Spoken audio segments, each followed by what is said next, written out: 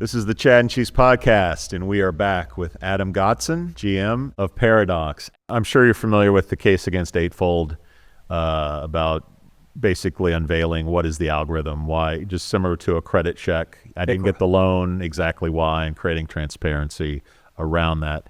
I look at that and say, this is not just a typical lawsuit that's going to be settled out of court. I think this has potentially real teeth. Wondering your thoughts. If you do think it's a threat, what do you think the end result is? Do we come to a more transparent world where these systems that rank candidates now have to tell you how they ranked you, the way that they ranked you, and why you didn't get the job?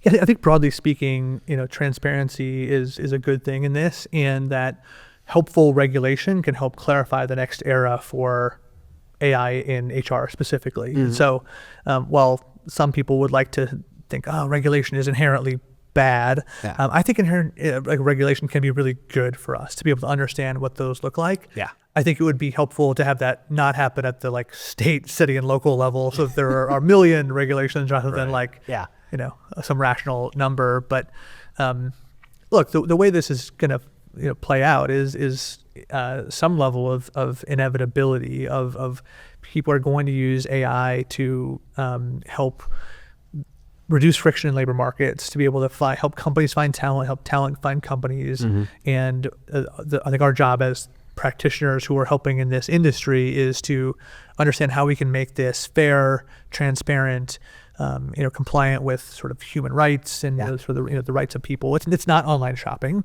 Right. It is something that's deeper. It is something that's personal and involves your livelihood and your self-worth and other things. So I think our job is to help make good in the world of that, but it's gonna be a journey to get there. So do we embrace that? Because over the years, I know you've heard it. Yeah, people have actually talked about creating somewhat of like a credit rating and at least running parallels with credit ratings. Mm-hmm. Do we just embrace that and say, hey, yeah, that's what we do, but we're going to make it transparent and we're going to have the candidate validate as opposed to just go out there and scrape stuff off the internet and throw it into their profile. We're going to make it so there's a validation process and the person who owns the data, the candidate, actually does that. Should we embrace that? Yeah, I think there's going to be a lot to embrace in the coming chapter. I think we're on a time ticker of the time where human beings use web interfaces to apply for jobs. So some of the agent-to-agent things are going to come where it's going to be... Joel can't wait. How can my agent apply to your agent? Yeah. But I think you've hit on some of the key points. Is how does a human in control of their own data? How do we have transparency, understanding of what decisions are being made about a human person? Yeah. And how do we, just understand how the system works and not have black boxes? Yeah. All right, I can't let the agent on agent comment go unquestioned. Currently, there's a real issue with a flood of candidates, some real, some not, lazy apply, et cetera. On the other side of the court, it feels like a game of whack-a-mole. How do we plug the holes? What's real, what isn't? Where does that lead us to? If it's agent, is there a confirmation that the agent is legit and that everything's legit? And then at what point does a human come into that equation? What does the future look like? It's called blockchain. Yeah, we did miss one in that era. That is for sure. If we could have made some of that work, but I don't get out your tin hats, fellas. But I think this is going to centralize around identity, an identity around a person and a legitimate job. And our goal as an industry is to reduce friction in labor markets, about those finding each other in a way that makes sense, right? And the reality is the system we have today isn't very good. So we take like a 3D person that's got a whole life and we flatten them into this 1 or 2 page text document called a CV or a resume. 1D or maybe. Right? And that sucks. Yeah. And then we take a job which is multidimensional and deep and complex, and we flatten into this poorly written job description that someone got from an old system 10 years ago and just hit accept on, right? Yeah. So we're taking these 2 lousy 2-dimensional documents and trying to match the words on them and thinking it's going to come up with something, right? That's no way to live. And so I think the future is we've got to get more depth on both sides of that equation. We've got to get more depth in jobs. We've got to get more depth in people. Yeah. And there's going to be a lot that agents can help us with in communication. One of the fundamental parts of that has got to be some limit in the system of spam. And that's the downside, is that we can create a world, and that's frankly what I hope to do at our client board this week, is to work with our clients to create a better world. If left to its own devices, we may just spam the heck out of each other, and employers spam candidates spam employees, and everyone's mad. But I actually think that we can create a system where maybe you can only apply to N jobs at a time. Yeah. And you get pre-qualified to say like, oh, you're actually an okay fit for this one. You're in the running and you're not in the running for these. And the agents do all that work and start to have some rational limit on both sides of the marketplace to say, all right, the limit now is human attention. So how can we give like some rational set of pre-qualification to the level of human attention and actually like make the labor market work so that people can get hired? And yes, maybe the agents are spamming the heck out of each other underneath the covers, but the humans don't know about it. And I think there's a world that we can create there that'll work. Always the optimist.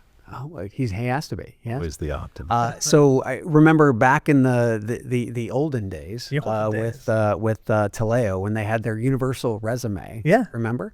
One resume for passport. One resume, yes. And then ISIMS talked about a passport way back in the day. And it's just like we have these great ideas that never come to fruition. They never get the traction that we need. It feels like we're finally getting that, or we might be pushed into it by regulation, whether it's here or in Europe, one way or the other. Yeah. So as you talk about depth, from a candidate standpoint, obviously transparency, you providing transparency to them, but also them owning the data that's on them, like the background check. Yeah, the company pays for the background check, but that was a background check on me. So that is mine, right? Are we going to get to the point where companies finally understand that they do not own that candidate information? The candidate owns their information. And at that point, can we move forward and finally creating whatever the hell we want to call it? Universal, passport.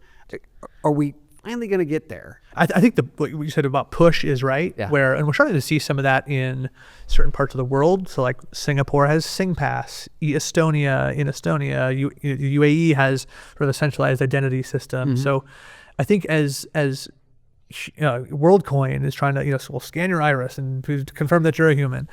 But all those are efforts to solve some externality around distinguishing humans from agents and AI. Yeah. And I think we can all see from here that this is going to become a real problem. And so I think this will all accelerate. And for not just this reason, it is our job then to take some of those movements and contextualize them for the purpose of looking for a job and to say, great, can we capitalize on the work that's being done so that people can open bank accounts and buy things and have an identity, but also it's like, oh, hey, us too, how about we apply that to employment and make that useful there? Because like we're the ones that do that. People will not naturally do it. We'll create terrible systems all over again and live with that third generation. Yeah. So is Workday a part of that process and prospectively being a part of a bigger cohort of building that kind of like ecosystem? I mean, or are those conversations happening now? Those conversations are happening. I'm not here to announce anything today. Damn it. But I'll say that that those conversations are happening. Just about how we think about identity and how we think about how to make, of course, the application easier to do that. But that's sort of a short-term problem. But it is about how do we think about making the economies of our societies work better by reducing friction between people and livelihoods.